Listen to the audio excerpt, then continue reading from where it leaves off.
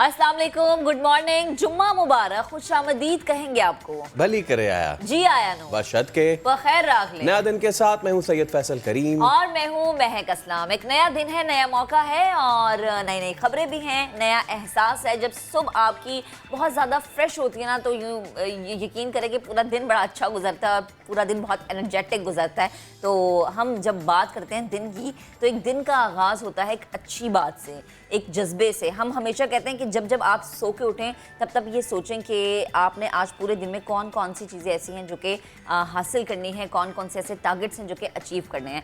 तो बहुत सारे लोग होते हैं जिनकी ख्वाहिशात होती हैं और जिनके सपने होते हैं, जिन्होंने कुछ ज़िंदगी में आगे बनना होता है और जिन्होंने सोचा होता है कि अच्छा आज के दिन मैंने ये चीज़ें अचीव करनी है। लेकिन बदकिस्मती से आज हम अपने प्लेटफॉर्म पे उनका जिक्र करेंगे जिनके ना तो सपने होते हैं, ना ही ख्वाहिशात होती हैं।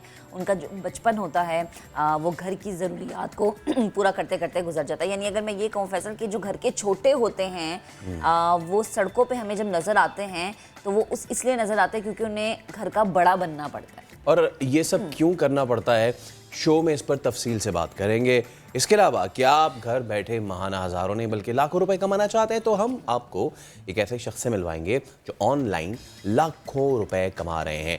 किस प्लेटफॉर्म पर वो क्या काम कर रहे हैं, ये भी आज जानिए। जी बिल्कुल, और पैसे कमाने का तो हम आपको बताएंगे, लेकिन साथ में इस पर भी हम बात करेंगे कि किस तरह आप खूबसूरत और फिट रह सकते हैं।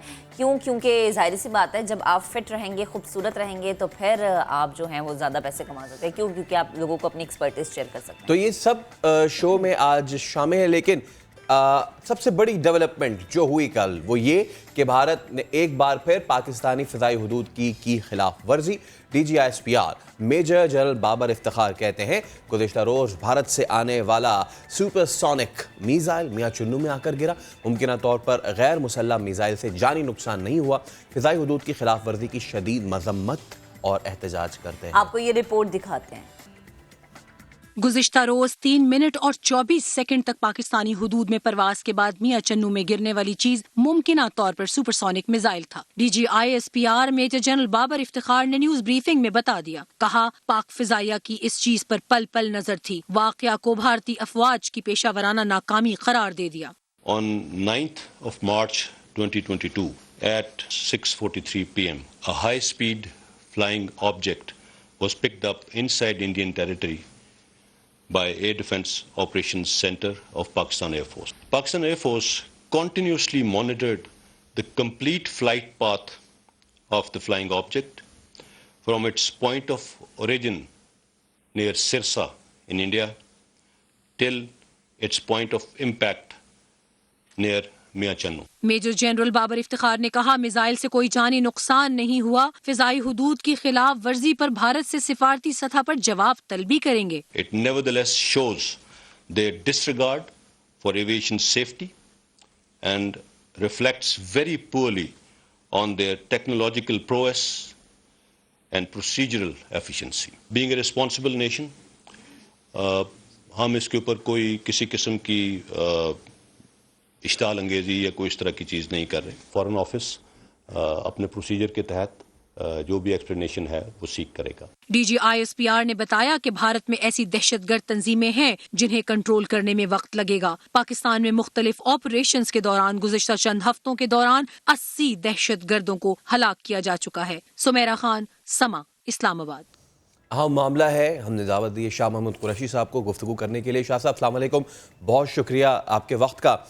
हमें बताइए कि क्या समझते हैं, ये गलती है भारतीय फोर्सेस की, तकनीकी कमजोरी है या जानबूझ के किया? हमने वजाहत तलब की है, लेकिन मैं कौम को ये बताना चाहता हूँ कि ये दूसरी दफा हमारी एयर स्पेस की वायलेशन हो रही है। आपको याद होगा कि 26 फरवरी 2019 हिंदुस्तान में जहरियत की उनके लड़ाका तैयारे पाकिस्तान की सरहदों के अंदर दाखिल हुए और पाकिस्तान ने उनको बर वक्त और मुनासिब जवाब दिया। आज आप देख रहे हैं कि कल 9 तारीख को शाम एक दफा फिर हमारी एयर स्पेस की वायलेशन की गई और जब हमें इत्तला मिली तो दफ्तर खारजा ने उनके जो यहाँ के जो एक्टिंग हाई कमिश्नर हैं उन्हें तलब किया और टीम मार्च किया। हमने उनसे वजाहत तलब की है, एक्सप्लेनेशन मांगा है कि ये क्या हुआ है और क्यों हुआ है।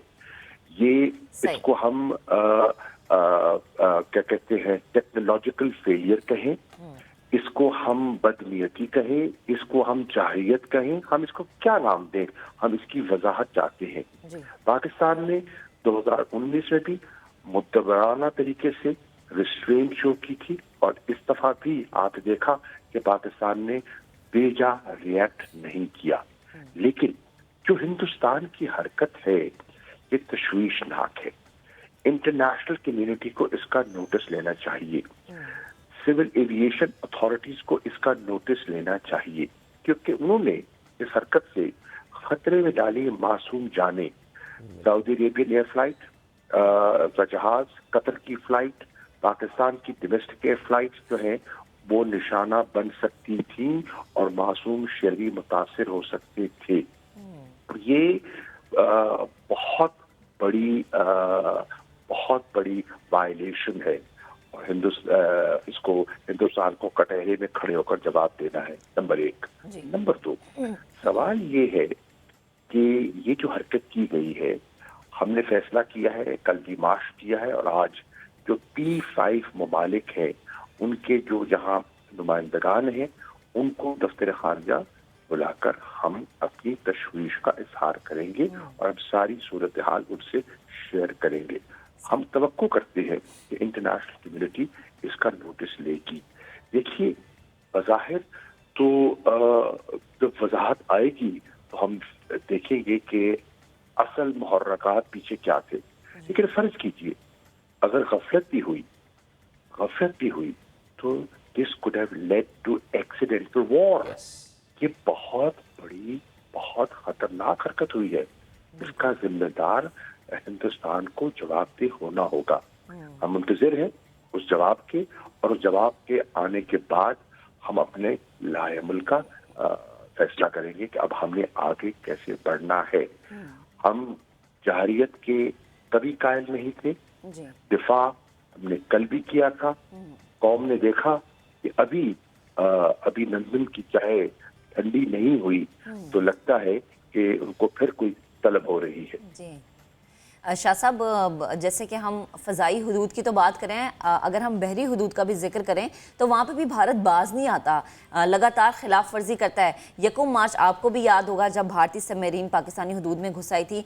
बार बार एक ही चीज़ करना और बार बार अपने आप को दुनिया के सामने डीमोरलाइज करना चाहता क्या है? देखिए, इसी का तो नोटिस हम दुनिया को तवज्जो मबजूल करा रहे हैं कि वहाँ एक ऐसी हुकूमत बरसर इक़्तिदार है जिसकी सोच जो है हिंदुत्व और अखंड भारत की सोच है। ये बड़ी खतरनाक सोच है। इसने, इनकी हरकतों ने, चाहे मकबूजा कश्मीर की सूरत हाल है, आप देखें ना क्या हुआ। मकबूजा कश्मीर की सूरत हाल अब इतनी बिगड़ गई है कि 21 members of the European parliament ने वजीर आज़म हिंदुस्तान को, स्पीकर लोकसभा को खत लिखा है कि हमें बताइए कि जो डिफेंडर्स हैं ह्यूमन राइट्स के, उनके साथ जो सलूक बर्पा हो रहा है, हम जवाब दें हैं। हम एक मुंतखब इदारा है और अब ह्यूमन राइट्स के अलंबरदार हैं।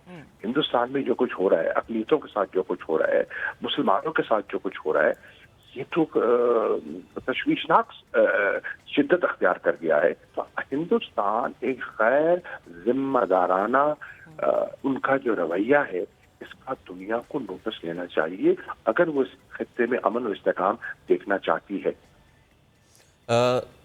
शाह साहब, हम ये देखते हैं कि कहीं भी कोई वाक़या हो जाता है, मैं इसको जोड़ूंगा अभी जो कॉन्फ्लिक्ट चल रहा है रशिया यूक्रेन का, कोई इस तरह की चीज़ होती है पूरी दुनिया भागती है कि जी अब सैंक्शंस लगा देंगे। भारतीय जारहियत जो कि साल पे मबनी है और अब इस हिंदुत्वा के क्लोक में छुपी हुई गवर्नमेंट ने तो इस जारहियत को तेज से तेज तर कर दिया है। क्या ये जारहियत दुनिया को नजर नहीं आती या फिर जान के अनजान बनी हुई? देखिए, बिल्कुल आपने सही फरमाया। बिल्कुल आपने, भारत ने 26 फरवरी को जारहियत की। दुनिया ने देखा, हकायक उनके सामने आ गए, लेकिन मसलतन खामोश रही। ये दूसरी मर्तबा हो रहा है। एक तरफ पाकिस्तान इंटरनेशनल कम्युनिटी के साथ कोऑपरेट करता है।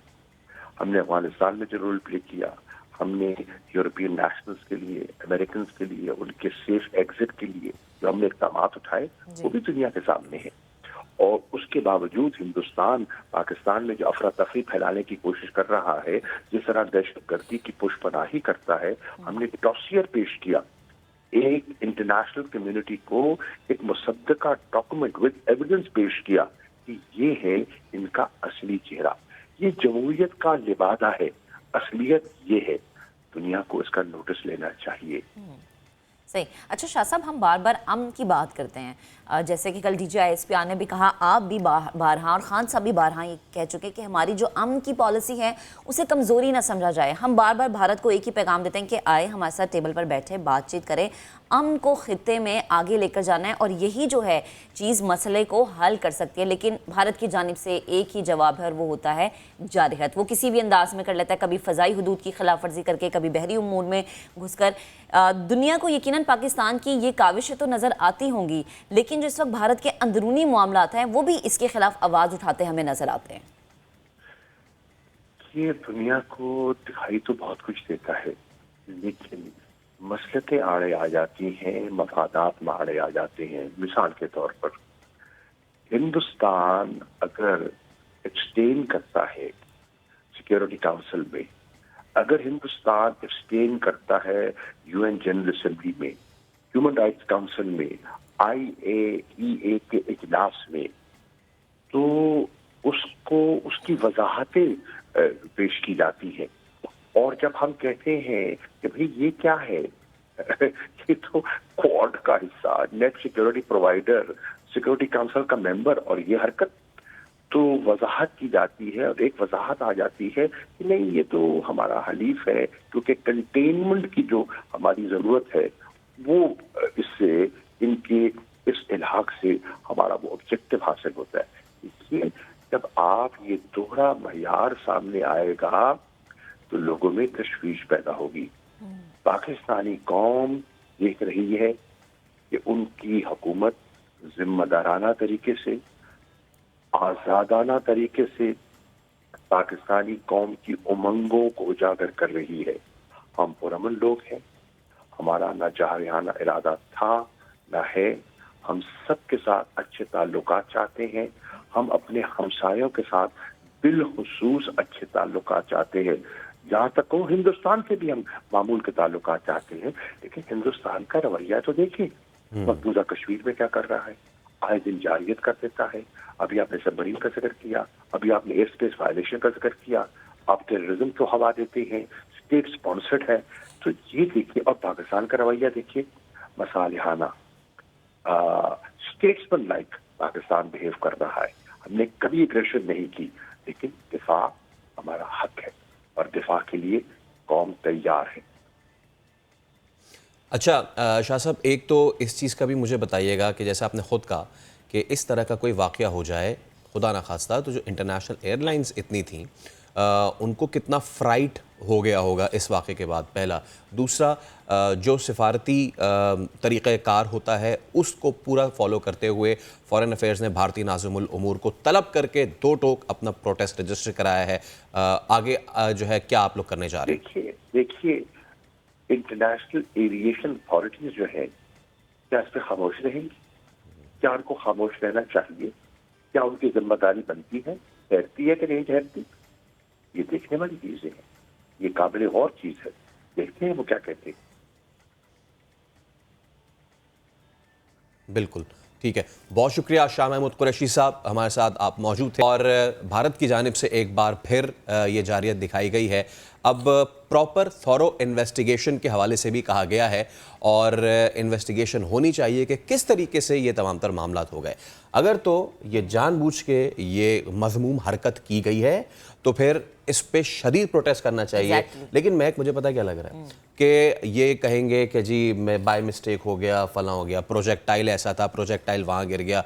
तो अगर तो ये गलती से जो आए दिन इनके यहाँ होता रहता है, इनके जहाज़ गिरते रहते हैं, इनको फ्लाइंग कॉफिन्स कहा जाता है, अगर तो ऐसा हो, अगर तो वाकई ऐसा है तो फिर इंडिया को ना बहुत ज़रूरत है ट्रेनिंग की, अपने ट्रेनिंग्स की और अपने इन सारी चीज़ों को देखने की कि पता नहीं वो कहाँ से खरीद रहे हैं और वो कहाँ से ट्रेनिंग दे रहे हैं और किस तरह से उन्हें मिसाइल जो है वो मिसाइल नहीं ठुस बम है। ठूस बम है। और वही बात आ गई ना फैसल कि पता नहीं या तो इनकी एयरफोर्स में लोग ऐसे हैं जिन्हें चीज़ें चलानी नहीं आ रही, मैनेज नहीं करनी आ रही। सो रिक्वेस्ट ये है कि प्लीज़ या तो चेंज कर ले, अदरवाइज पूरी दुनिया के सामने हजीमत का आपको बारहा सामना करना पड़ता है, कुछ शर्म कुछ लिहाज होता है। तो पाकिस्तानी फ़ज़ाई हुदूद की खिलाफ वर्जी पर भारतीय नाज़िमुल उमूर को दफ्तर खारजा तलब करके शदीद एहतजाज भी किया गया है। तर्जुमान दफ्तर खारजा के मुताबिक गुज़श्ता रोज़ भारत से आने वाला सुपरसोनिक प्रोजेक्ट मियां चुन्नू में आकर गिरा, जिससे शहरी इमलाक को नुकसान पहुंचा और फ़ज़ाई हुदूद की खिलाफ वर्जी से इंसानी जानों को खतरात लाहक हुए, जैसा कि शाह साहब भी कह रहे थे। और पाकिस्तान की फ़ज़ाई हुदूद में कई मुल्की और गैर मुल्की परवाज़ों को ख़तरे में डाला गया। अब इस वाक़े की मुकम्मल इन्वेस्टिगेशन करके इसके जो नताइज हैं वो पाकिस्तान के साथ शेयर किए जाएंगे। और इससे पहले 1 मार्च को भी एक सबमरीन ने दरअंदाजी की कोशिश की। अब पता है इशू क्या, इशू ये कि वो इतने अहम मौके पे थे क्योंकि हमारी जो एक्सरसाइजेस थी सी स्पार्क वो जारी थी। उन एक्सरसाइजेस के दौरान इस तरह का जो है वो इस तरह की हरकत करना एक चीज़। दूसरी चीज़, पिछले 5 सालों में चौथी मर्तबा ऐसा हुआ है कि उनकी सबमरीन ने कोशिश की है to get into the Pakistani waters, लेकिन एक जानिब वो क्लेम करते हैं कि उनकी ये द ओशन नेवी है, ये दुनिया की सबसे बड़ी नेवी है, लेकिन दूसरी जानिब 4 मरतबा आप दरअंदाजी की कोशिश करते हैं और चारों दफ़ा आपको मुंह की खानी पड़ती है। एक मौके पे जब हमारी एक्सरसाइज हो रही है और दूसरा वो मौका कि जब 27 फरवरी होता है। शेख रशीद साहब हमारे साथ मौजूद हैं। शेख साहब मौजूद हैं। शेख साहब बेहद शुक्रिया वक्त देने के लिए। Good morning. ये भारत आखिर चाह क्या रहा है? पहले हमारी फ़ज़ाई हुदूद, फिर बहरी हुदूद की खिलाफ वर्जी करता है, अगेन हमने कल देखा। अब क्या इसका मकसद है? और सेकंड ये कि टाइमिंग इसकी बड़ी इंपॉर्टेंट है। प्लीज़ शेख साहब कॉमेंट कीजिएगा। लेकिन भारत के अंदर अपने मसाइल जन्म पा रहे हैं और सारा यूपी सीपी, सारा उत्तर प्रदेश एक अजीब हालात से गुजर रहा है और वहाँ मुसलमानों की जिंदगी जो तल्ख कर दी गई है उसका बहुत बड़ा रिएक्शन है। और वो हिंदू दत्त का एक प्रचार लेकर निकल आया भरपूर तरीके से, और उसकी इकॉनमी के भी मसाइल हैं, उसकी इंटरनेशनल मसाइल हैं, और हिंदुस्तान के अंदर जो आवाज़ें उठ रही हैं उसकी तवज्जो जो है वो बॉर्डर्स में मुंतकिल करना चाहता है। लेकिन ऐसा होगा नहीं क्योंकि दुनिया पे आगे ही जंग के बादल मंडलाए हुए हैं और यूक्रेन और रूस की बात अगर बढ़ जाती है तो फिर बड़े सारे मसाइल होंगे। तो मुझे यकीन है कि इंशाअल्लाह पाकिस्तानी फोर्सेस हर किस्म की जिम्मेदारी निभाने के लिए तैयार हैं। अच्छा शेख साहब, ये 1 महीने में दूसरी मर्तबा ये हरकत हुई है, तो अब तो पाकिस्तान को पूरी दुनिया के सामने सिर्फ एक्सपोज नहीं करना चाहिए इस मज़मूम हरकत को, बल्कि कुछ ऐसा करना चाहिए कि दुनिया की तवज्जो इस जानिब मबजूल हो और एक्शन लिए जाएं। फला जगह पे कोई वॉर कॉन्फ्लिक्ट होता है, फला पूरी दुनिया उड़ जाती है कि जी सैंक्शंस लगा दें। सैंक्शन असल लगाने का मुल्क तो ये है। आप दुरुस्त कह रहे हैं फॉरेन ऑफिस को, और उम्मीद है इस सिलसिले में काम हो रहा होगा और इस सिलसिले में काम करने की ज़रूरत है और दुनिया को आगाह करना है। और ये खुली जारियत है, खुली दहशतगर्दी है, और पाकिस्तान के अंदर भी दहशतगर्दों की वो फंडिंग कर रहे हैं। तो मुझे उम्मीद है कि फॉरेन ऑफिस इसका नोटिस लेगा। Thank you. ठीक, तो शेख साहब कोई इजलास वगैरह बुलाने का इरादा है इस मामले पर? ठीक, शेख रशीद साहब हमारे साथ तो मौजूद थे और लाइन ड्रॉप हो गई है। और जैसे कि फैसल हम बात भी कर से पाकिस्तानी फ़ज़ाई हुदूद की खिलाफ वर्जी की जाए, ये जिस तरह से हमारी बहरी हुदूद की खिलाफ वर्जी की जाए, एक बात तो तय है कि हर जगह भारत को मुंह की खानी पड़ती है, बार बार शर्मिंदगी, बार बार हजीमत का सामना, बार बार उनको मुंह की खाना और उसके बाद अगेन वही हरकत करना।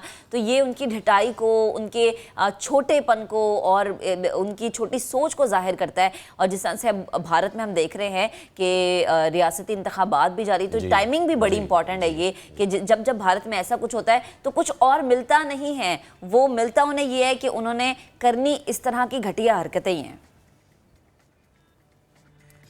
अब आपको बताएंगे कि पार्लियामेंट लॉजेस में घुसने वाले अंसारुल इस्लाम के रजाकारों को निकालने के लिए पुलिस का एक्शन, कामरान मुर्तज़ा, सलाहुद्दीन अयूबी और जमालुद्दीन समेत 19 अफराद को गिरफ्तार किया गया, थाना सेक्रेटेरिएट मुंतकिल कर दिया गया। रिपोर्ट आपको दिखाते हैं। हारे हुए पहलवानों की 2 प्रेस कॉन्फ्रेंसेस, चेहरों से पता चल रहा है कि हालात किधर जा रहे हैं। पूरी मुहिम है पाकिस्तान की फौज के खिलाफ चलाई जा रही है। ये सिलसिला फिर शुरू हुआ है मौलाना फजलुर रहमान के कल के एक इंटरव्यू से। जो एजेंडा दोबारा ये दे रहे हैं वो ये दे रहे हैं कि हम एक ऐसी इस्लाहात का निज़ाम बनाना चाहते हैं जिससे हम फौज के ऊपर भी एक सियासी कंट्रोल अपना जो है वो हासिल कर सकें। और ये सिलसिला नया नहीं है। इससे पहले मेमो गेट के ऊपर आपने देखा नवाज शरीफ ने अपने मुख्तलिफ बयानात में फ़ौज के ऊपर रकीक हमले किए। यही रकीक हमले उनकी बेटी मरियम नवाज शरीफ ने भी जारी रखे। पाकिस्तान की फ़ौज को मुसख्खर करने का जो एक ख्वाब है, ये जरदारी साहब का, फजलुर रहमान का, नवाज शरीफ का बड़ा पुराना नहीं, बहुत पुराना है। अदम एतमाद की तहरीक इसलिए जमा कराई गई है कि आज पाकिस्तान की खारजा पॉलिसी जो है उसमें एब्सोल्युटली नॉट क्यों कहा गया है, यूरोपीय यूनियन को क्यों जो है वो बात की गई है। 23 मार्च की जो परेड है, हम ये चाहते हैं कि जो सारे सियासी ड्रामे हैं ये इस इवेंट से पहले पहले ख़त्म हो जाए। हम इस महाज के ऊपर पूरा एतमाद है। स्पीकर साहब के पास बिल्कुल ये इख्तियार है कि वो वोट कबूल नहीं करेंगे उन लोगों की जिन्होंने अपनी पार्टी का मैंडेट के ख़िलाफ़ वो जाएंगे। वो आर्टिकल 63 उसके ऊपर बड़ा वाज़ेह है। यकीन दहानियाँ हमें सबकी तरफ से मिल गई हैं। अपोजिशन के भी 5 बंदे बताएंगे, लेकिन एंड पे बताएंगे ना सारे। हमारी जो कॉन्स्टिट्यूशनल स्कीम है उसमें फ़ौज को हुकूमत के साथ ही रहना होता है। तो फ़ौज ने तो अपनी आइन के ऊपर अमल करना है, फ़ौज आइन के ऊपर अमल करेगी। सियासी गहमा गहमी मुकम्मल जारी है, लेकिन प्रोग्राम में वक्त हो गया एक ब्रेक का। तो हमारे साथ रहिएगा।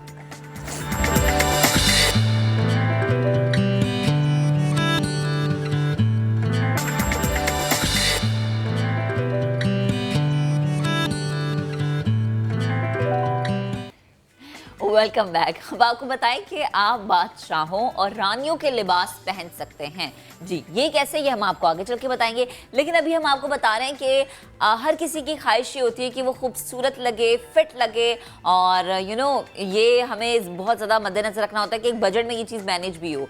और सबसे ज़्यादा ज़रूरी वो ख़वातीन जो कि इस वक्त नाश्ता करी हुई, वो ये चाहती हैं कि अच्छा अगर 2-3 बच्चे हो गए तब भी हम उतने ही स्लिम लगें, उतने ही प्यारे लगें।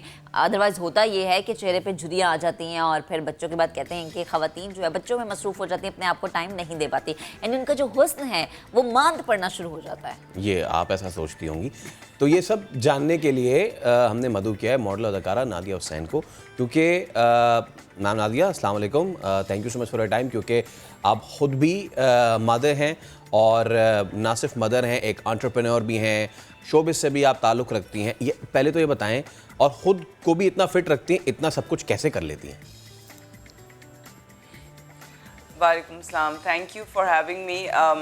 आई थिंक कि ये चीज़ एक इंटरनली बड़ी आपके लिए ज़रूरी होनी चाहिए कि आप इंटरनली अपने आप के लिए क्या आपके गोल्स हैं और क्या आपकी अपनी चॉइस है, लाइक आप अपने आप को कैसे देखना चाहते हैं। तो उसके बेसिस पे जो है आप अपनी एक कोशिश करते हैं, काविश करते हैं, और आप जो हैं फिर उसमें आप कामयाब होना चाहते हैं फिर, क्योंकि आपकी अपनी चॉइस पे डिपेंड करता है ये। बिल्कुल ऐसा ही है। अच्छा नादिया, एक चीज़ बड़ी ज़रूरी होती है, फिट रहना।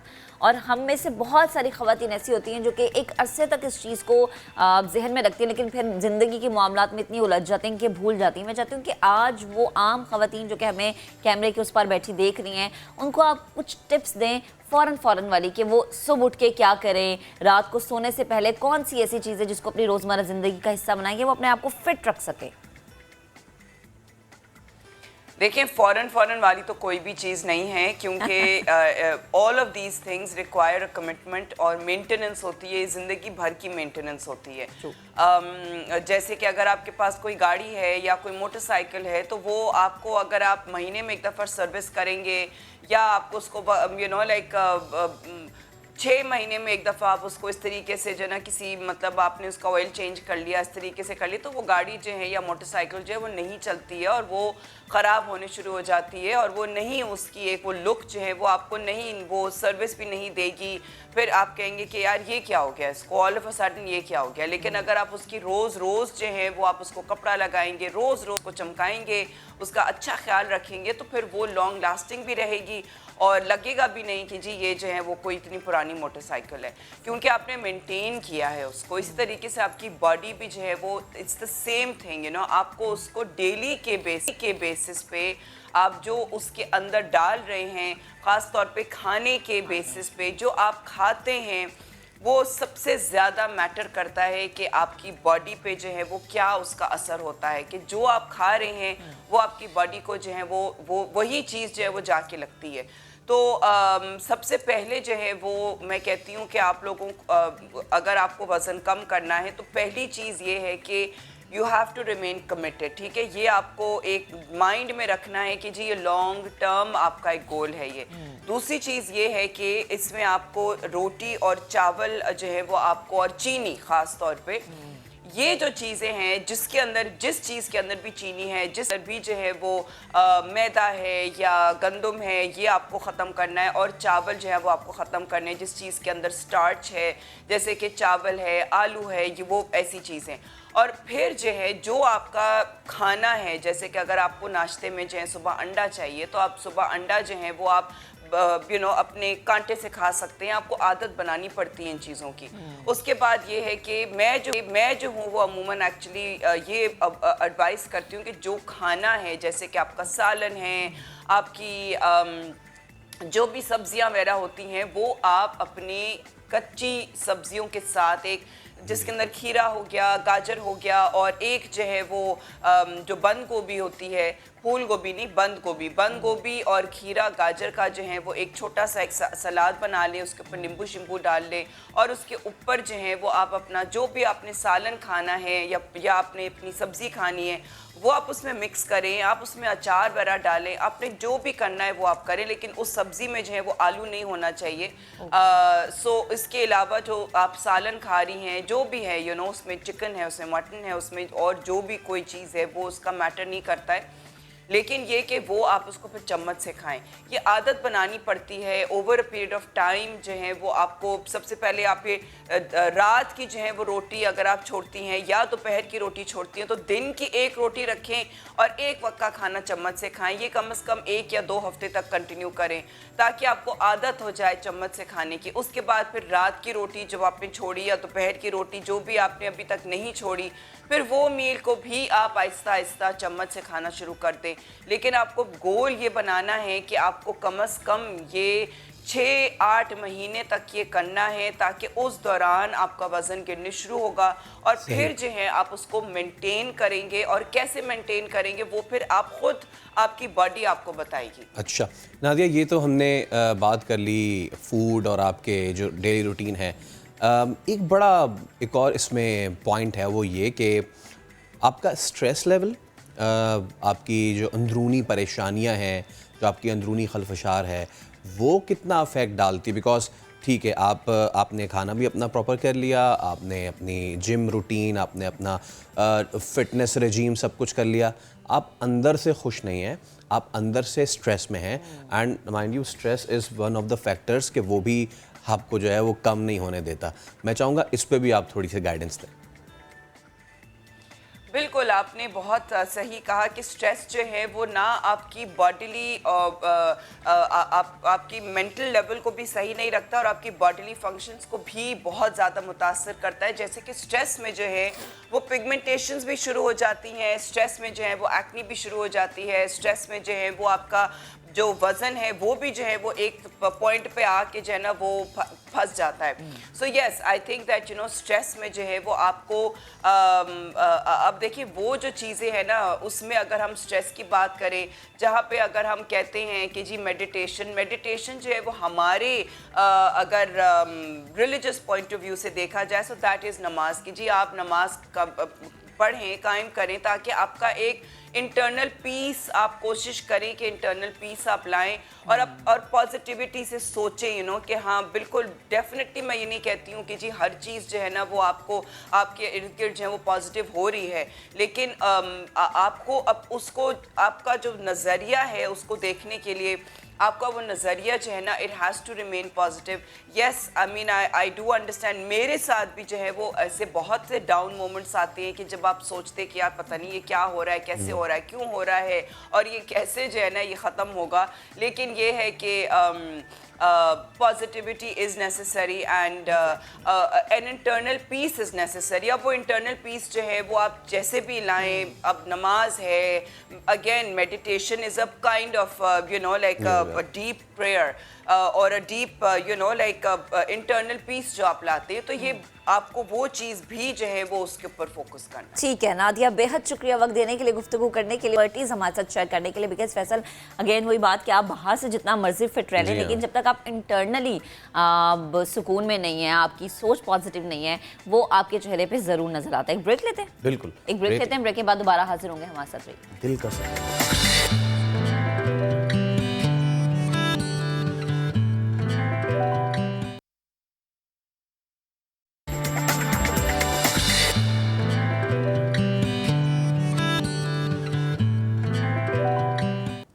Welcome back. फैसल मैं आपसे पूछी थी, आपको बादशाह बनने का शौक है? नहीं नहीं, मुझे रियाया ही बने रहने दें क्योंकि लेकिन आप तो हैं रानी।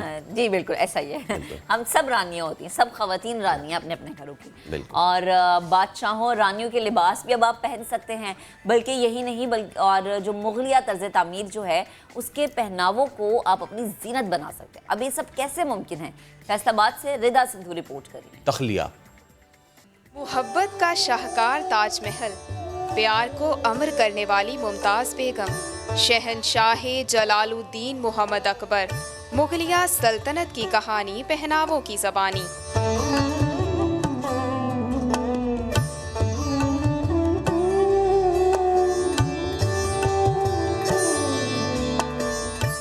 Faisalabad institute of textile and fashion designing की तालबा लाइबा ने ना सिर्फ मुगलिया फन तामीर को मलबूसात का हिस्सा बनाया, बल्कि शाही लिबास को जदीद दौर का तड़का लगाया।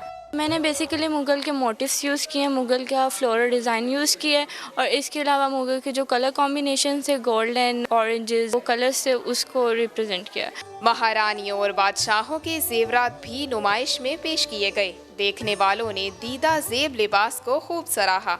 उनका आर्किटेक्चर बहुत अच्छा अपने कपड़ों में दिखाया है और बहुत कम लोग ऐसे किसी आर्ट को लेके अपनी ड्रेसेस में दिखा सकते हैं।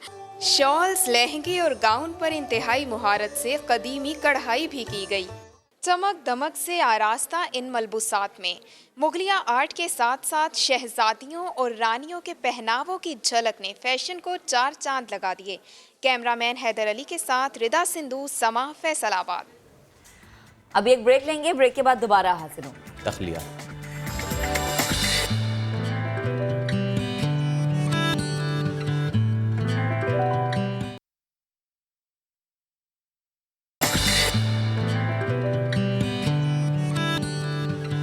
Welcome back. बराह रास्त आपको लिए चलेंगे शहबाज शरीफ एहतसाब अदालत लाहौर के बाहर मीडिया से गुफ्तगू करें। और एक दफ़ा नहीं कई अदवार में काटी हैं और मेरे ख़ानदान में ने काटी है। नवाज़ शरीफ ने काटी हैं, मरीम नवाज़ ने काटी हैं, हमजा शहबाज शरीफ ने काटी हैं और मेरी पार्टी के बड़े ज़ोमा ने काटी हैं बग़ैर किसी गुनाह के। पार्टी एक तारीख़ मुरतब की है, दूसरी पार्टी के ज़ोमा ने जेलें काटी हैं। मैं तुम्हें आज बताना चाहता हूँ इमरान नियाज़ी, इस कैमरे के ज़रिए तुम्हें पैगाम देना चाहता हूँ कि नियाज़ी भगोड़े तुम हो गए, हम यहाँ पैदा हुए हैं और यहीं मरेंगे इंशाअल्लाह। और तुम धमकियाँ देते हो कि भाई वोट ऑफ नो कॉन्फिडेंस के बाद मैं ये असर कर दूंगा, वो असर कर दूंगा। 3.5 साल तुम क्या करते रहे हो कि हमें जिंदा में तुमने दिन रात जेलों में भिजवाने के लिए तुमने क्या क्या हथकंडे इख्तियार किए, क्या क्या तुमने गैर कानूनी तुमने हथकंडे इख्तियार किए, वो पूरी दुनिया जानती है, पूरी दुनिया जानती है। अगर मैंने जिक्र किया तो तुम्हें चेहरा छुपाने के लिए जगह नहीं मिलेगी, लेकिन हमने अल्लाह ताला के तवक्कल, अल्लाह ताला के फज़ल करम से हमने ये जेलें काटी, बर्दाश्त करें। आज भी मैं तुम्हारी जो तुमने जाली केस कर रखे हैं, मैं वो तारीख मैंने आज भी भुगती है और भुगतेंगे इंशाअल्लाह। मगर सुन लो मेरी बात, नियाज़ी भगोड़े तुम हो गए इमरान नियाज़ी, मगर तुम्हें हम भागने नहीं देंगे इंशाअल्लाह, ये याद रखना बात। और हमारा और मेरे ख़ानदान का, मेरी पार्टी का एक एक खून का कतरा पाकिस्तान की खुशहाली और तरक्की के लिए गुजरेगा। बस ये बात मैं आपसे करना चाहता हूँ। एक मिनट, इसके बाद जो प्लानिंग है वो क्या है? वज़ीर आज़म कौन होंगे और क्या आप हुकूमत को दोबारा सियासी शहीद बनाने की तरफ भी बढ़ रहे हैं? सियासी शहीद वो होता है जिसको गैर आइनी तरीके से, गैर जमहूरी तरीके से, जिसको अपने इक़्तिदार से बाहर किया जाए, जिस तरह मियाँ नवाज शरीफ को किया गया था अक्टूबर 99 में। और उसके बाद आपने देखा कि मुशर्रफ ने जिस तरह उनको बाहर किया, और वो अल्लाह ताला की ज़ात है कि 7 साल बाद मियाँ नवाज शरीफ फिर पाकिस्तान आए और फिर तीसरी मरतबा वज़ीर आज़म बने, जो कि तारीख़ में इसकी कोई दूसरी मिसाल नहीं है। ये सब अल्लाह ताला का करम है नवाज शरीफ के ऊपर, उनकी नेक नीति और अखलास की बुनियाद पर। और अब भी, आज भी जब मैं आपका जवाब दे रहा हूँ सवाल का, तो मियाँ नवाज शरीफ पाकिस्तान के अल्हम्दुलिल्लाह सबसे मकबूल तरीन लीडर हैं। और कल आपने देखा जो वाक़या हुआ वहाँ पर पार्लियामेंट लॉजेस में, और जिस भोंडे तरीके से और जिस वाशियाना तरीके से इस्लामाबाद की पुलिस ने JUI के मौलाना फजल रहमान के जो साथी हैं उनको मारा पीटा, और जो उन बड़े नामवर वकील हैं कामरान मुर्तज़ा, उनको पर तशद्दुद किया गया।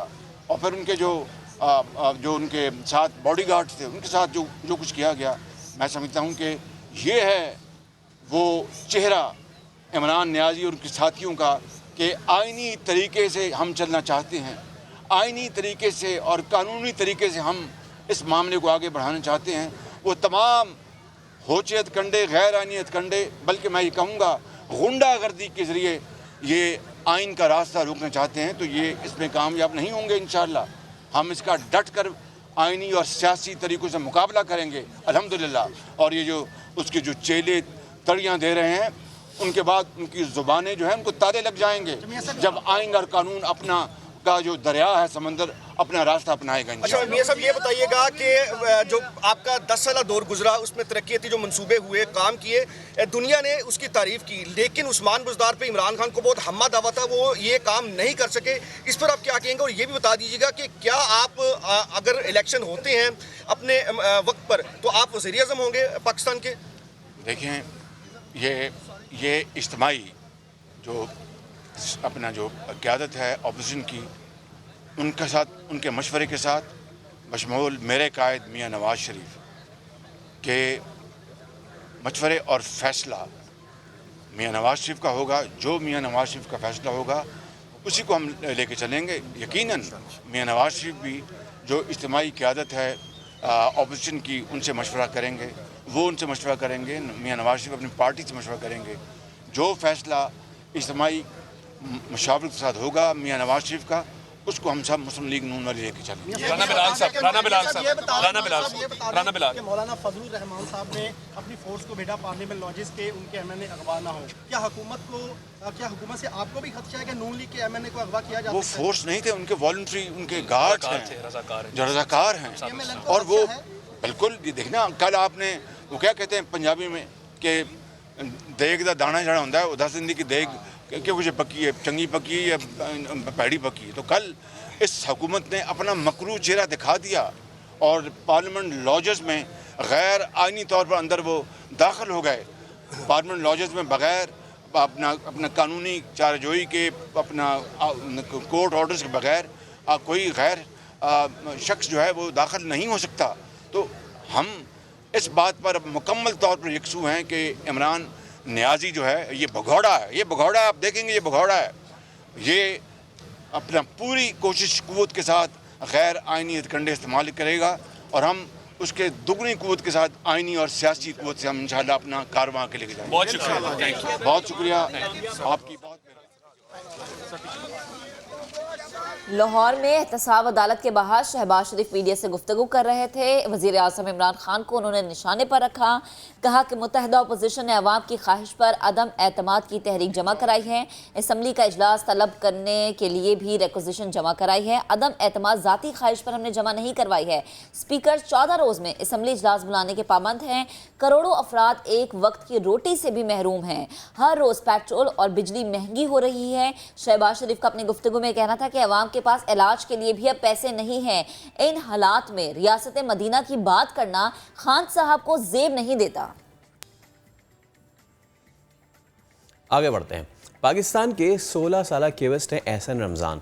उन्होंने वर्ल्ड स्नूकर चैंपियनशिप के फाइनल में रसाई हासिल कर ली है। बिल्कुल, कतर में जारी IBSF वर्ल्ड स्नूकर चैंपियनशिप के सेमीफाइनल में एहसन रमज़ान का मुकाबला दिफाई चैंपियन मोहम्मद आसिफ के साथ था और एहसन रमज़ान ने मोहम्मद आसिफ को 5-4 से शिकस्त दी और फाइनल में पहुंच गए। जीत के बाद एहसन रमज़ान आबदीदा हो गए और दिफाई चैंपियन के साथ गले लगकर रोने लगे। 16 साल के नौजवान क्वेस्ट एहसन रमज़ान की कारकर्दगी ने दुनिया को हैरान करके रख दिया है। एक बड़ा ही ज़बरदस्त ये मोमेंट है अपने ही हमवतन को, इसको कहते हैं दैट्स स्पोर्ट्समैन स्पिरिट। और 16 साल इनकी उम्र है सिर्फ, और इतना ही ये ज़बरदस्त इन्होंने ये इवेंट जीता है। तो हमारे साथ बात करने के लिए मौजूद है पंजाब स्नूकर एसोसिएशन के नायब सदर MB गौरी साहब। गौरी साहब अस्सलाम वालेकुम, बहुत शुक्रिया आपका नया दिन को वक्त देने के लिए। एक बड़ी ये जो हम पिक्चर्स देख रहे हैं ये बड़ी खूबसूरत है। एक 16 साल का बच्चा है और उसने इतनी बड़ी विक्ट्री हासिल की है और जीतते ही जो है वो जिसने उसको हराया उसी से जाके वो गले लग गया। तो बड़ा ही खुशाइंद है ये। मुझे बताइएगा किस तरह का पूरा टूर्नामेंट रहा और ये बच्चा कितना ज़बरदस्त टैलेंट है ये। जी बिल्कुल बिल्कुल, ये बच्चा पहले तो मैं ये आपके चैनल के बच्चे को भी और कौम को भी मुबारक दूंगा कि ये बच्चे ने आज फाइनल में आ गए। तो इंशाल्लाह फाइनल भी जीतेगा, टाइटल लेके आएगा ये बच्चा। और ये पिछले 5 साल से ये परफॉर्मर्स है।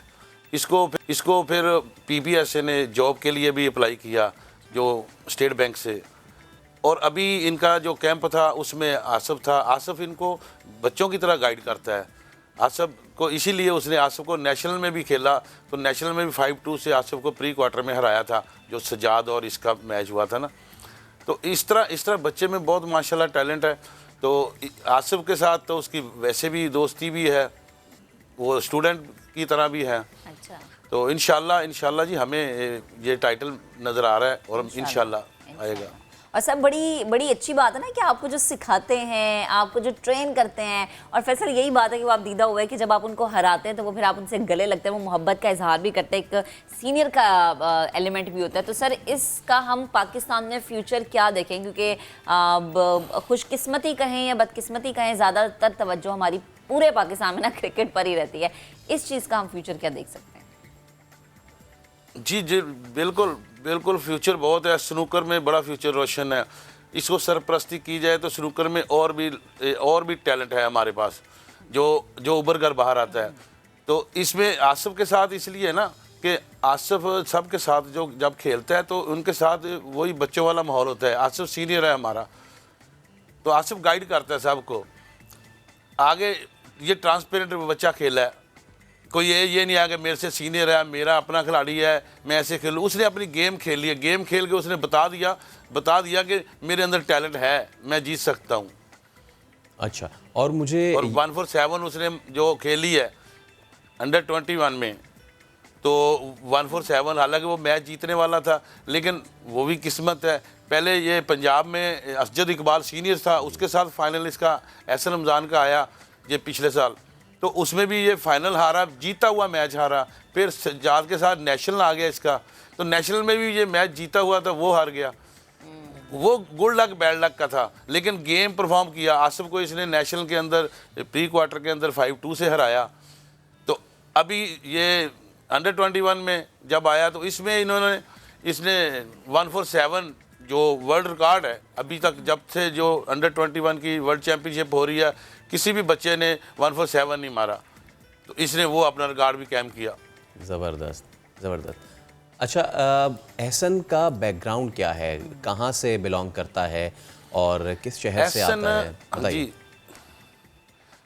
जी एसएल लाहौर से तल्लक है इसका। तो इसके पेरेंट जो वालिद और वालदा फौत हो चुके हैं। 1919 में इसका एक मैच चल रहा था, नेशनल चैम्पियनशिप हो रही थी इस्लामाबाद में, तो ये वहाँ खेल रहा था, तो उसी खेलते हुए इसके वालिद की डेथ होगी। फिर हमने इसको वहाँ से एमरजेंसी लेके आए और ये अपने वालिद का जनाजा करके फिर वापस जाके मैच खेला 2019 में। तो अभी ये अपने भाइयों के पास रहता है। बाकी जो स्नूकर के लवर है हमारे, अल्हम्दुलिल्लाह पाकिस्तान में बहुत स्नूकर लवर है। जो इन बच्चों को जो भी स्पोर्ट मांगता है, टैलेंट हो, तो वो हर एंगल से उनको आगे लेके आते हैं। उसमें हमारे क्लब ओनर हैं, जो प्राइवेट क्लब है, जो पर्सनल है, तो वो भी इनकी सपोर्ट करते हैं। कहीं ना कहीं इनको सपोर्ट मिलती है। टैलेंट जो होगा इंशाल्लाह उसको कोई भी हमारा स्नूकर का जो लवर है वो पीछे नहीं रहने देता। सही। अच्छा गौरी अभी साहब, इसमें भी आलमगीर शेख और जी प्लीज आप अपनी बात भी जारी रखिएगा और मेरा सवाल भी ले लें आप। मैं ये चाह रही हूँ कि आप इस चीज़ का भी साथ ही जवाब दे दें कि जैसे कि आप शानदार टैलेंट की बात करें और हम देख भी रहे हैं, ये किसी से छुपा हुआ नहीं है। जब पहले चैंपियन बने तो उनसे फंड्स का वादा किया गया मुशर्रफ साहब के दौर में भी, लेकिन वो मिले नहीं। वादे हो जाते हैं लेकिन वो वादे वफा नहीं होते हैं। तो इस चीज़ को कहीं रजिस्टर करवाया गया? नहीं जी, वो तो गवर्नमेंट पिछले टेनोर में भी इस टेनोर में भी कोई नहीं देते। अभी तो बल्कि जो फंड मिलते थे फेडरेशन को वो भी रुक गए हैं, वो भी नहीं मिल रहे। ये तो अपने तौर पे ही जो प्राइवेट लोग हैं हम कर रहे हैं, या पाकिस्तान स्नूकर फेडरेशन, वो आज हमारी अगर स्नूकर यहाँ खड़ी है तो उसमें आलमगीर शेख और पाकिस्तान स्नूकर फेडरेशन का हाथ है। वो कहीं से भी कोई अपने दोस्तों से या मल्टीनेशनल कंपनियों से कहीं से लेके स्नूकर के लिए बच्चों को ऊपर, अभी भी ये 4 बच्चे गए हैं, बजट नहीं है, पैसे नहीं है। खिलाड़ी को भी वो ये अपने तौर पे लेके देते हैं किसी न किसी से, कहीं ना कहीं अपने दोस्तों को कहते हैं या किसी कंपनियों को कहते हैं कि ये बच्चों को कुछ दें, ये हमारे टैलेंट है। लेकिन अभी तक गवर्नमेंट ने कोई अनाउंसमेंट नहीं दी। गौरी साहब, ये जो आपने बात की कि अभी भी जितने भी केविस्ट गए प्राइवेट खर्चे पे या अपने खर्चे पे, जो वादे वईद होते हैं वो वफा नहीं होते। सबसे ख़तरनाक बात आपने की कि फेडरेशन का फंड नहीं है। मतलब कि 16 साल के बच्चे पाकिस्तान का झंडा दुनिया में ऊंचा करके आ रहे हैं, और इस टैलेंट के लिए अगर इस फेडरेशन के लिए पैसे नहीं तो फिर किस चीज़ के लिए? देखें जी, वो ये स्पॉन्सर जो कोई इवेंट आता है, पहले तो 2 साल कोविड की वजह से स्नूकरी बंद हो गई थी। जब तक हमारा बच्चा बाहर इंटरनेशनल नहीं खेलेगा तो यहाँ खेलने का कोई फ़ायदा नहीं। स्नूकर जितनी मर्जी खेलते रहे, इवेंट प्राइवेट होते हैं, इनको एक इनाम की रकम मिलती है, लेकिन फेडरेशन को फंड गवर्नमेंट से जो मिलता था वो नहीं मिल रहा। और इस वजह से अब फेडरेशन भी 2 साल से इवेंट कोई नहीं आया। एक इवेंट आया 2 साल में, तो कोई इवेंट नहीं था, आगे स्पॉन्सर नहीं था। अब कोशिश कर रहे हैं कि हम, शेख साहब से बात हुई है, आलमगीर शेख साहब से, कि हम इसको पूरे पाकिस्तान में अब दोबारा से, जैसे पिछला दौर था एक रेड एंड वाइट का जी, उस सिलसिले में हम दोबारा लेके आए। सही। तो गौरी साहब, आपको मसला नज़र कहाँ आ रहा है बीच में? कहाँ पर कमी है जिसको अगर आप इस प्लेटफॉर्म के ज़रिए बता सकें और सुनने वाले सुन सकें और उस कमी को पूरा किया जा सके? जी देखिए, कमी कोई भी है, हमारा अदारा है पाकिस्तान स्पोर्ट बोर्ड है, प्रोविंशियल स्पोर्ट बोर्ड है, जितने भी अदारे हमारे चारों सूबों के और पाकिस्तान हेड है ऊपर, ये अगर स्पोर्ट हमारी सरपरस्ती करे, अपने अंडर लें, अपनी सरपरस्ती करें, तो आज स्नूकर का जो टैलेंट है, क्योंकि स्नूकर गली गली में खेली जाती है, बच्चे इसमें खेलते हैं, और इसके अंदर जो गैमलिंग थी वो भी नहीं है। अब तो टैलेंट है। अब देखो 16 साल का बच्चा जब टीवी पे आके वर्ल्ड चैंपियनशिप खेल रहा है, तो फिर आगे पेरेंट भी अपने बच्चों को इजाज़त देते हैं। घरों में टेबल लगे हुए लोगों के, वो बच्चों को नहीं जाने देते पार्लर पे, वो अपने घर में टेबल लगा के बच्चों को, वहाँ हमारे 2-3 ऐसे दोस्त हैं, उन्होंने अपने बच्चों को वो तैयार कर रहे हैं। वो 14-15 साल के बच्चे हैं, उनको स्नूकर भी खिला रहे हैं, पढ़ा भी रहे हैं, उन्होंने घर में टेबल दिए हुए हैं। तो ये तो हम मिल जाएगा, लेकिन अगर गवर्नमेंट, पाकिस्तान स्पोर्ट बोर्ड इसको अपने साथ ले तो इंशाल्लाह बहुत कुछ निकलेगा। टैलेंट बहुत अच्छा है हमारे पास। अच्छा, आखिर में मुझे गौरी साहब ये बता दीजिए कि एक तो आपने वैसे एक ड्राउनी पिक्चर पेंट कर दी है कि फ़ंड नहीं है, अकेडमीज़ की क्या सूरत हाल है? अगर हैं तो मुल्क में कहाँ कहाँ हैं? जी एकेडमी अभी हमने PSB sport board Punjab Lahore में जो पाकिस्तान स्पोर्ट बोर्ड की एकेडमी है, यहाँ जगह है कदाफी स्टेडियम के बाद, उसमें हमने 4 टेबलें लगा के एकेडमी तैयार की है। अभी एक एकेडमी फैसलाबाद में थी, वो नहीं चल सकी, अभी एक इस्लामाबाद में है। तो ये सरकारी तौर पे हम कोशिश कर रहे हैं कि चारों सूबों में एकेडमियाँ बन जाएं और प्रॉपर उस पर कोच भी आए ना। असल बात फिर आ जाती है, उस पर एकेडमी के लिए फंड चाहिए, वहाँ कोच चाहिए, कोच लेके आना, वो अभी तक हमारे पास रेंज नहीं हो सका। वो इंशाल्लाह कोशिश कर रहे हैं, वो होता है तो फिर सारे सूबों में एकेडमियाँ चल जाएंगी। चलें इंशाल्लाह। और हम ये चाहेंगे कि कराची में भी एकेडमी बने, क्योंकि यहाँ पे भी कोई एकेडमी नहीं है। गौरी साहब बेहद शुक्रिया वक्त देने के लिए, गुफ्तगू करने के लिए। टैलेंट है जिसे सामने लाने के लिए काम करना और सबसे ज़रूरी फंड्स देना बहुत ज़रूरी है, क्योंकि ये पाकिस्तान का नाम रोशन करने के लिए बने हैं। आगे बढ़ते हैं। जब हम कहते हैं कुछ बनना है, कुछ करके दिखाना है, तो वो एक ख्वाब होता है। मुस्कुराहटें और ख्वाहिशात जब दिल में दब जाती हैं ना, तो फिर हम वो सब कुछ कर नहीं पाते। ये जो मनाजिर हम आपको दिखा रहे हैं, इस सड़कों पर भीख मांगते बच्चे जो कि गुर्बत में डूबे अपने ख़ानदान का पेट भरने के लिए भीख मांग रहे होते हैं। ये छोटे बच्चे अपने घरों के बड़े होते हैं, लेकिन हुकूमत और इदारे इन बच्चों को रेस्क्यू करने और वालिदैन को सज़ा दिलवाने के सिवा कुछ भी नहीं कर पाते। पहले आपको लाहौर से नवीन अली की रिपोर्ट दिखाते हैं, फिर इस पर डिस्कशन करते हैं। खुशी, शरारतें और लाखों ख्वाब, नन्हे बच्चों से भूख और गुर्बत क्या क्या कुछ छीन लेती है। बचपन का गला घोंट कर बड़ों का सहारा बनने वाले इन भिखारी बच्चों को हुकूमत और उसके इदारे कितने ख्वाब लौटा सकते हैं, आइए जानने की कोशिश करते हैं।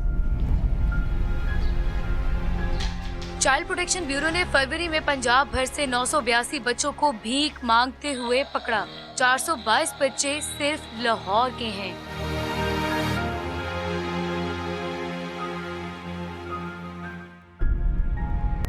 ये है 11 साल का अब्दुल रहमान। इसका बाप कई माह घर नहीं आता।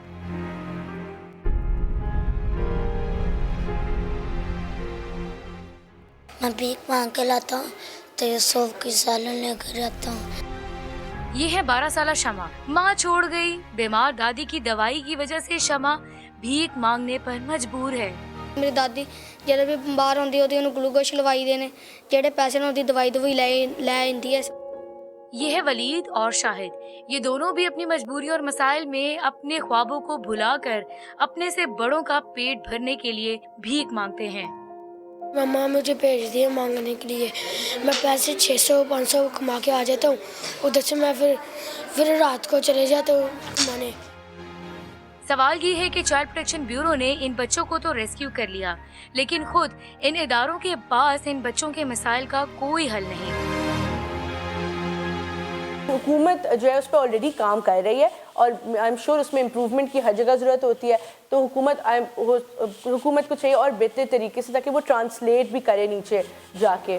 बच्चे बेज़ाहिर वादा तो करते हैं कि भीख नहीं मांगेंगे, लेकिन गुर्बत, बेरोजगारी यकीनन इन बच्चों को दोबारा भीख की तरफ धकेलेगी। रिपोर्ट हमने आपको दिखाई। इसी पर बात करने के लिए हमें ज्वाइन किया है वसीम अब्बास, तर्जुमान चाइल्ड प्रोटेक्शन ब्यूरो। सब बेहद शुक्रिया वक्त देने के लिए। ये चीज़ जितने एक्टिवली चाइल्ड प्रोटेक्शन ब्यूरो काम कर रहा है उसको हम अप्रिशिएट तो करेंगे ही, बट अगेन ये चीज़ जितनी हम ज़्यादा होती देख रहे हैं ये अलार्मिंग है। वक्त गुजरने के साथ साथ हम देखेंगे ये तो कम हो रही है, लेकिन हम ये देखते हैं कि पिछले साल अगर 10 बच्चे हमें सड़कों पर नज़र आते थे तो इस दफ़ा में 15 बच्चे नज़र आ रहे हैं, यानी एक अलार्मिंग सिचुएशन बनती जा रही है। पहले तो सर इस पर कॉमेंट कीजिएगा। बिस्मिल्लाहिर्रहमानिर्रहीम जी, बहुत शुक्रिया आपका। ये एक बहुत ज़बरदस्त किस्म का टॉपिक है जिसके ऊपर आपने टाइम दिया हमारे लिए। चाइल्ड प्रोटेक्शन ब्यूरो जो है वो काम तो बहुत अरसे से कर रहा था, लेकिन जब सड़कों की सूरत हाल देखी तो चेयरपर्सन जो सारा अहमद हमारी, उन्होंने एक खुसूसी इनिशिएटिव लिया। एक एंटी बैगरी कैंपेन जो है वो हमने एक स्टार्ट की तकरीबन 6 माह पहले। उसका बेसिक पर्पज़ यही था कि सड़कों पे, लाहौर की सड़कों पे खुसूसन अगर आप देखेंगे दिन के टाइम पे, रात के टाइम पे, शाम के टाइम पे बाज़ारों में तो बड़ी तादाद में बैगर्स जो हैं वो ना सिर्फ वो बड़े एडल्ट बैगर थे वो आ रहे थे, लेकिन उसके साथ अलमिया ये था कि वो अपने छोटे छोटे बच्चों को भी साथ लेकर आना शुरू हो गए और सड़कों पे काफ़ी ज़्यादा तादाद हो गई थी। तो उस एंटी बैगरी कैंपेन को स्टार्ट करने का मकसद ही यही था कि खुसूसन ये जो बच्चे जिनका मुस्तकबिल इन सड़कों पे नहीं है, बल्कि इनका मुस्तकबिल जो है वो स्कूलों में होना चाहिए था या उनको अपने घरों में होना चाहिए था। तो उस कैंपेन का हमने आगाज़ किया और हमने लास्ट ईयर में 7,500 से ज़ायद जो बेगर्स बच्चे थे हमने उनको रेस्क्यू किया। और उस रेस्क्यू की ख़ास बात ये थी कि जो मैडम सारा अहमद है जिनका ये इनिशिएटिव था, उस सारे अमल को उन्होंने खुद से वो मॉनिटर कर रही हैं, ना सिर्फ मॉनिटर कर रही हैं बल्कि ऑफ एंड ऑन जब भी कोई कैंपेन खसूसी कैंपेन होती है, ना सिर्फ वो सड़कों पे बाज़ारों पे इन बच्चों को हमारे साथ रेस्क्यू करती हैं बल्कि तमाम पूरे अमल को भी देखती हैं। तो बेसिक पर्पज़ और ऑब्जेक्टिव यही था कि जी इनमें जो ये बेगर्स बच्चे हैं उनकी तादाद में कुछ कमी लाई जा सके। आल्दो के इसमें वाकई थोड़ी बहुत कमी हुई है, लेकिन अभी भी स्टिल आप देखेंगे तो बहुत कुछ करने को है और इंशाल्लाह हम लोग कर भी रहे हैं और आपको मज़ीद इसमें बेहतरी भी नज़र आएगी। वसीम साहब, ये आपने बड़ी काविश भी बहुत अच्छी है। ये आपने जो एक बात की थी बीच में, मैं उसी को सवाल बना के प्रेजेंट करना चाह रहा हूँ। रेस्क्यू किया आपने बच्चों को, ये बेगर माफिया से रेस्क्यू करना बज़ाते खुद एक बड़ा मुश्किल काम है, इसमें आपको कोई रुकावट पेश आई? ये जी बहुत देखने में तो बड़ी आसान सी चीज़ और कहने में बड़ी आसान सी लगती है, लेकिन जब हम लोग फील्ड में जाते हैं तो हमें बेशुमार हर्डल्स का सामना करना पड़ता है।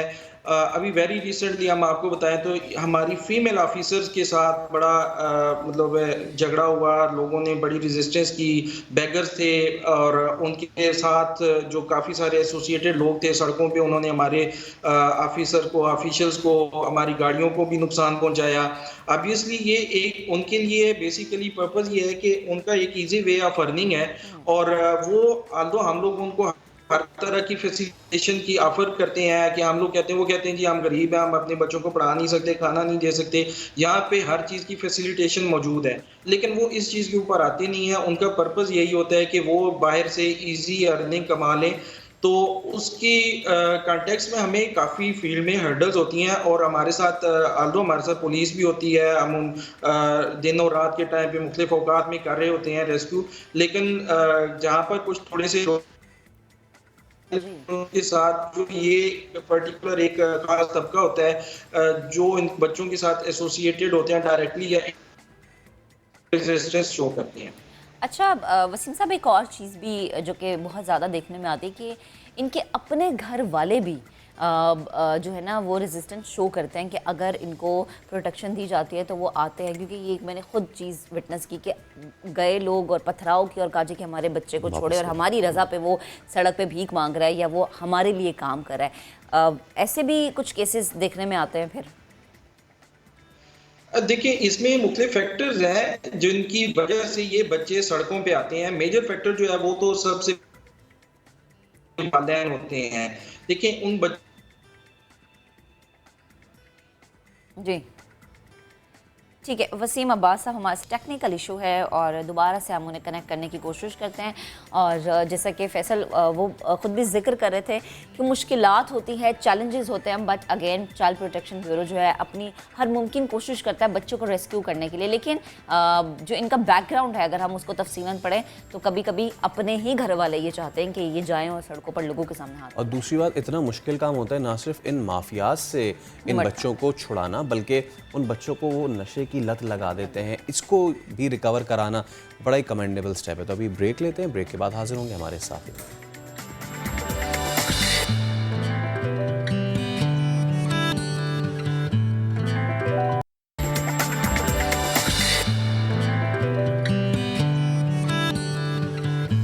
Welcome back. आजकल ऑनलाइन पैसे कमाने का रुझान दिन पर दिन बढ़ता जा रहा है। बहुत से लोग घर बैठे माहाना हजारों नहीं बल्कि लाखों रुपए कमा रहे हैं। लाहौर के रहायशी हैं अब्दुल्ला तारिक, दुनिया की मशहूर ई कॉमर्स वेबसाइट अमेजोन में सेलर एंड सर्विस प्रोवाइडर के तौर पर वो लाखों रुपए कमा रहे हैं। और इस वक्त हमारे साथ स्टूडियोज़ में अब्दुल्ला तारिक भी मौजूद हैं कि जो ये काम कर रहे हैं, और इसके अलावा जिन्होंने उनकी मेंटोरिंग की उस्मान अख्तर दोनों मौजूद हैं। तो उस्मान, अब्दुल्ला, आप दोनों को हम वेलकम करते हैं। तो सबसे पहले उस्ताद से ही बात कर लीजिए, जिन्होंने मेंटोरिंग की है। तो उस्मान साहब, ऑब्वियसली ये कोई किसी से ढका छुपा नहीं है कि अब पूरी दुनिया जो है वो ऑनलाइन कमा रही है। लेकिन इसमें मेंटोरिंग की बहुत ज़्यादा ज़रूरत होती है, मुख्तलिफ ट्रेनिंग सेशंस रखे जाते हैं। अच्छा, वो ऐसे भी ट्रेनिंग सेशंस होते हैं कि जिनमें ये सिखाया जाता है कि आपने ऐसे कंप्यूटर ऑन करना है और ऐसे लैपटॉप ऑफ करना है। तो मुझे बताइएगा कि किस तरीके से मेंटोरिंग की जाती है, क्या क्या सिखाया जाता है उसमें? जी, इसमें ऐसा होता है कि एक्चुअली पाकिस्तान से हम लोग डेस्परेट हैं कि हम लोग जो हैं वो इंटरनेशनल वेबसाइट्स पे अर्निंग करें और हम पाकिस्तान में रहकर जो है वो फ़ॉरेन करेंसीज़ में जो है वो अर्निंग करें। इसके लिए फिर ये मॉडल ये अडॉप्ट किया जाता है कि हम लोग मेरी तरफ से एक फ्री कोर्स जो है वो दे दिया गया है कि जो भी सीखना चाहता है वो ही कैन फॉलो और she can follow the free course. उसके अंदर प्रॉपर जो है इसके बारे में डिटेल्स दे दी जाती हैं कि आप मशहूर वेबसाइट्स पे जो है वो किस तरीके से जैसे जो है वो हम सेल्स कर सकते हैं, अमेज़ॉन के ऊपर हम कैसे रीसेलिंग कर सकते हैं पाकिस्तान में रहते हुए। और इसकी जो ट्रेनिंग्स होती हैं वो स्टार्टिंग से मतलब फ्रॉम स्क्रैच टू एक्सपर्ट्स होती हैं। कोई भी पर्सन जो है वो ये ट्रेनिंग लेना चाहे तो वो जो है वो पाकिस्तान में रह के, और उसको कोई मूव करने की ज़रूरत नहीं है, और यहाँ बैठकर अपना कारोबार स्टार्ट कर सकता है। अगर उसके पास पैसे नहीं हैं तो वो जो है वो लोगों को सर्विसेज दे सकता है। लाइक अगर वो चाहता है कि उसके पैसे नहीं हैं और वो किसी भी दूसरे सेलर को अपनी स्किल बेचना चाहे तो वो अपनी जो है वो स्किल जो है उसको सेल कर सकता है और उसके वो पैसे चार्ज कर सकता है। और वो पैसे भी जो हैं वो ऑब्वियसली फ़ॉरेन करेंसीज़ में होते हैं, और जब वो पैसे पाकिस्तान में आते हैं तो ऑब्वियसली वो एक अच्छी अमाउंट रखते हैं और उसका काफ़ी अच्छा जो है वो एक अमाउंट बन जाती है, जिसके लिए एक आम इंडिविजुअल के लिए जो है वो एक अच्छी अमाउंट बन जाती है। और उसको पाकिस्तान में रहते हुए जो आम नॉर्मल जॉब्स हैं उससे बहुत बेहतर इनकम जो है वो उसको मिल जाती है। तो ये फ्रॉम स्क्रैच टू एक्सपर्ट होती है, और एटलीस्ट वो जो है वो स्टार्ट कर सकते हैं फ्रॉम देयर फ्री कोर्स। उनको कोई पैसे भी नहीं लगाने कि वो किसी पैसे लगाकर वो ट्रेनिंग लें। और ये बिज़नेस मॉडल भी ऐसा है कि इसके लिए भी पैसे नहीं चाहिए। लाइक उनको ये नहीं कि इसके लिए भी कोई इन्वेस्टमेंट चाहिए या उसके लिए कोई इनको कोई लेकिन मेन चीज़ है skill. They need the skill. अगर उनके पास अच्छी स्किल अवेलेबल है तो वो उस स्किल की बेस पर ही जो है वो अपना बिज़नेस स्टार्ट कर लें। अगर वो बिज़नेस नहीं स्टार्ट कर सकते हैं अमेज़ॉन के ऊपर ड्रॉप शिपिंग का, तो वो दूसरों को सर्विसेज दे दें। तो जब वो सर्विसेज दे दें और उसमें भी वो पार्टनरशिप आ जाते हैं, लाइक प्रॉफिट के शेयरिंग आ जाती है, तो वो एक बहुत अच्छा ये मॉड्यूल है जो पाकिस्तान में जो है वो लोग, हम पाकिस्तान में नौजवान ख़वातीन जो हैं या यूनिवर्सिटी ग्रेजुएट्स जो हैं वो ये बिज़नेस बड़ी आसानी से कर सकते हैं। और इसके लिए कोई ख़ास तालीम भी नहीं चाहिए। आपको बस इंग्लिश पढ़नी या लिखनी आती हो तो आप जो है ये बिज़नेस स्टार्ट कर सकते हैं। ये भी बहुत ख़ास है, ये भी ख़ास है। अच्छा अब्दुल्ला, आपकी तरफ आते हैं। आप बताएं कि इस चीज़ का स्टार्ट आपने कैसे किया? उस्मान साहब से आपका राबता कैसे हुआ? ये सोच आपको कैसे आई कि ठीक है आपने अब ये काम करना है, सेलर एंड सर्विस प्रोवाइडर बनना है अमेज़ॉन पर? स्टार्ट मैंने लिया था, जॉब कर रहा था और मैंने कम से कम 6 महीने जॉब की थी और काफ़ी परेशान था जॉब पे। और ना जब मैंने जॉब के हालात देखे हैं तो मुझे फ्यूचर नज़र नहीं आया उस चीज़ में। लाइक इफ़ अगर मैं इस कंपनी को 10 साल भी देता हूँ तो वो ज़्यादा से ज़्यादा मेरी तनख्वाह 2 लाख कर देंगे या 3 लाख कर देंगे। बट जब मैं जॉब छोड़ूंगा तो मेरे बच्चों के लिए कुछ नहीं बचेगा। उन्हें ये सर्कल रिपीट करना पड़ेगा, उन्हें एजुकेशन लेनी पड़ेगी, दैन उन्हें अच्छी इंडस्ट्री में जॉब ढूंढनी पड़ेगी, ठीक है, दैन ये सर्कल कीप्स गोइंग ऑन। तो जब मैं जॉब पे हूँ तो मेरे माइंड में लोगों की यह तैयार है, मैंने जॉब कर ली है, इतनी एजुकेशन पढ़ ली है, ठीक है, अब मेरा मुकद्दर यही है कि मैं जॉब करूँ। अब और लोग जॉब में आके कम्फर्ट जोन में आ जाते हैं, ठीक है। अब वो देखते हैं मेरी उम्र इतनी गुजर गई है, अब मुझे अपना बिज़नेस स्टार्ट करूँगा तो खर्चे पूरे नहीं होंगे, ये चीज़ों की वजह से डर जाते हैं। तो हमेशा मैं लोगों को यही वर्ड कहता हूँ, if you don't like your destiny then don't accept it, instead have the courage to change it. तो इस बुनियाद के ऊपर जो है ना मैंने अपनी कंफर्ट जोन से बाहर आया और एक छोटा सा रिस्क लिया जॉब छोड़ने का। उसके बाद मुझे किसी पर्सन ने उस्मान भाई की तरफ रेफ़र किया, ठीक है, और मैं इनसे सीखने के लिए अमेज़ॉन गया और उन्होंने मुझे काफ़ी अर्सा ट्रेनिंग दी और बहुत प्यार से चीज़ों को सिखाया। और ये कोर्स फ्री था मेरे लिए, मुझे इसके लिए कोई चार्जेस नहीं लिए गए, ठीक है। और उसके बाद जो है ना ऑब्वियसली मुझे इन्वेस्टमेंट चाहिए थी अपना कारोबार शुरू करने के लिए, जो मैं नहीं कर सकता था अभी क्योंकि जॉब छोड़ी थी, ठीक है, और घर के एक्सपेंस वगैरह भी कवर कर रहा था। तो मैं सर्विस प्रोवाइडर बन गया। और उसमें ये सर्विस प्रोवाइडर में ये होता है कि क्लाइंट होता है, क्लाइंट का हम अकाउंट हम हैंडल करते हैं, ठीक है, इन्वेस्टमेंट क्लाइंट की होती है, लेकिन जो प्रॉफिट आता है वो हम 50-50 जो है शेयर करते हैं उसको। उस 50% प्रॉफिट में मैंने 3 मंथ्स काम किया, ठीक है, और मैंने इतनी इन्वेस्टमेंट इकट्ठी कर ली थी, लाइक $500 सारे एक्सपेंस घर के कवर करके, जो मेरे पास सेव हो रहे थे 3 मंथ में $500 मैंने सेव किए, और उससे जो है ना मैंने अपना अकाउंट स्टार्ट किया। और अल्हम्दुलिल्लाह, अल्लाह का लाख लाख शुक्र है, विद इन 6 मंथ मैंने उस 500 को 10,000 तक स्केल किया। Wow, that's a massive number. मैं अब्दुल्ला यही अभी मेरी अपनी एजेंसी चल रही है लाहौर में, और मेरे पास अब 25 प्लस क्लाइंट्स हैं और 35 प्लस एम्प्लॉइज़ हैं। तो आपने मेरे सारे सवालों का बगैर पूछे ही जवाब दे दिया, योर मैग्नीट्यूड, आपका वॉल्यूम और आपकी सारी चीज़ें। चलें तो मुझे उस्मान साहब के पास जाना पड़ेगा। उस्मान साहब, जब हम कहते हैं, मतलब बहुत से लोग तो बिज़नेस करते हैं, बहुत से लोग फिर सर्विस प्रोवाइडिंग, जैसे आपने कहा, तो जो अपनी स्किल सेट सेल करते हैं, मैं चाहूँगा बताएं थोड़ा सा आसान करके कौन कौन सी वो स्किल सेट्स हैं जो ऑनलाइन आप सेल कर सकते हैं। जी, इसमें ऐसा है कि पाकिस्तान में आप यूनिवर्सिटी में जितनी भी कोई अच्छी डिग्री कर लें, बट आपके पास कोई ऐसी स्किल नहीं होती जिसको आप बेच सकें और लोगों को जो है वो आप सर्विसेज दे सकें। लेकिन आफ्टर दैट ये होता है कि इस तरह की बहुत सारी स्किल्स हैं पाकिस्तान में, जिसके अंदर आप फ्री लांसिंग जिसे कहते हैं, कि वर्चुअल असिस्टेंसी की हम सर्विस दे देते हैं बाहर लोगों को, और उसकी जो है वो बहुत बड़ी मार्केट है, और दुनिया में जो है वो पाकिस्तान मतलब उस लिहाज से फ्री लांसिंग की सर्विसेज नहीं दे रहा जिस तरीके से देनी चाहिए। मतलब हमारे जो हमसाए मुल्क हैं वो हमसे ज़्यादा जो फॉरेन रिजर्व्स हैं वो पाकिस्तान में लेके आते हैं। मतलब हमारा टोटल बजट $45 बिलियन है, तो जो हमारे हमसाए मुल्क हैं वो इससे ज़्यादा, लाइक $130 बिलियन के करीब जो है वो पाकिस्तान में सिर्फ सर्विसेज IT एक्सपोर्ट्स को लेके आ रहे होते हैं। अब इसके लिए ये है कि हम पाकिस्तान में रहते हुए जो अमेज़ॉन की जो सेलिंग सर्विसेज है, कि अमेज़ॉन पे सेल कैसे किया जाता है। अब आपको मैं आसान अल्फाज में अगर बताऊँ, अमेज़ॉन पे होता क्या, एक्चुअली अमेज़ॉन के ऊपर वी आर द रीसेलर्स। हम अमेज़ॉन पे एज अ रीसेलर प्रोडक्ट्स को बेचते हैं। लाइक अमेज़ॉन पे जो प्रोडक्ट्स ऑलरेडी सेल हो रही हैं, हम उन्हीं प्रोडक्ट को रीसेल करते हैं और उन्हीं प्रोडक्ट को ढूंढ लेते हैं उसी मतलब लाइक अगर हम USA में सेल करना चाहते हैं तो हम USA से ही प्रोडक्ट सोर्स करते हैं और USA में ही बेच देते हैं। लाइक पानी की बॉटल बेच देंगे, हम जूसेस सेल कर देंगे, हम टिशू रोल सेल कर देंगे, हम फर्नीचर रीसेल कर देंगे। इससे क्या होगा कि ऑलरेडी रनिंग आइटम्स होती हैं, ऑलरेडी बिक रही होती हैं, और हम जो है उसको लोकल मार्केट से सस्ता सोर्स किया किसी सप्लायर से, और अमेज़ॉन पे एज अ रीसेलर उसको सेल कर दिया। अब इसमें सिर्फ आइडेंटिफिकेशन की हमें स्किल्स चाहिए कि अब आइडेंटिफाई कर सकें कौन सी प्रोडक्ट जो है वो बेटर है, कौन सा ब्रांड हमने रीसेल करना है, कौन सा ब्रांड रीसेल फ्रेंडली है। तो अब इसके साथ साथ जो मज़े की बात ये है कि हम पाकिस्तान से, हमें जो है अलाउ है कि हम पाकिस्तान से रहकर अमेज़ॉन के किसी भी मुल्क का अकाउंट बना लें। लाइक हम USA का में सेल करना चाहें USA में कर लें, हम मैक्सिको में, कनाडा में, UK में, जर्मनी में, नीदरलैंड में, पोलैंड में, ऑस्ट्रेलिया में, जापान में, अमेज़ॉन जहाँ जहाँ पर अवेलेबल है we can create an account, और हम वहाँ पर जो है वो अमेज़ॉन की ड्रॉप शिपिंग का बिज़नेस स्टार्ट कर सकते हैं। इसके लिए सिर्फ हमें स्किल्स ये चाहिए कि हमें जो है वो एक प्रॉपर टेक्निक आनी चाहिए कि हमने काम कैसे करना है।